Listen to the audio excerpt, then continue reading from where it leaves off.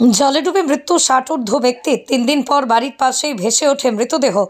ধলাই থানা এলাকার লায়লাপুর সংলগ্ন হাওয়াইথাংয়ের বাসিন্দা সুলতান আলী, বয়স ৬০। আকস্মিক মৃত্যু ঘটে। ৩ দিন পর নিজ বাড়ির পাশের খাদ থেকে উদ্ধার মৃতদেহ। বৃহস্পতিবার সকাল আনুমানিক ৮টা নাগাদ মৃতদেহ দেখতে পান পরিবারের সদস্যরা।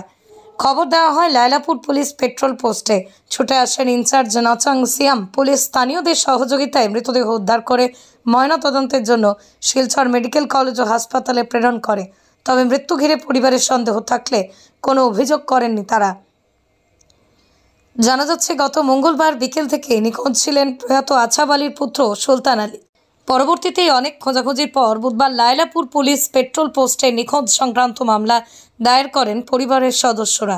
অবশেষে 3 দিন অতিবাহিত হওয়ার পর বৃহস্পতিবার ময়নাতদন্তের আসল রহস্য উদ্ঘাটন হবে। পরিবারের একমাত্র উপার্জনকারী সুলতান আলীর মৃত্যুতে স্ত্রী সহ 3 শিশু সন্তান অসহায় হয়ে পড়েছে।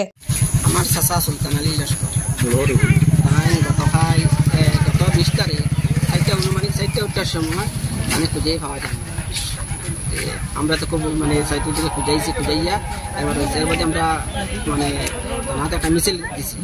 এর বাদে আমরা খুব খুঁজাইছি। আজকে সকালে আমরা খুঁজাইতে আইয়ে পাইছি বাড়ির মাঝে একটা কুয়া না একটা গাতার মাঝে এটা মানে ফালা। হঠাৎ দেখি আবার আমরা পুলিশ জানাইছি।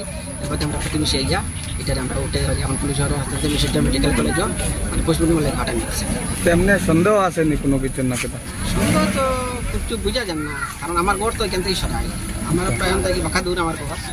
আমরা তো খুঁজেই দিয়ে আমরা খুঁজে না হওয়ার কারণে তো আমরা এটা সন্দেহ দেখা যায় না। কিন্তু আমি শুনছি একটা বেমার আছে।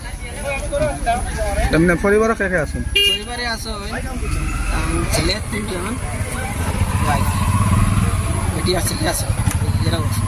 আপনার কিতা পেশা আসলো কি? তোমার কিতা কাজ করতে হবে? তাই তো এমনি দিন মজুরি এটার বাটায় কাজ করে।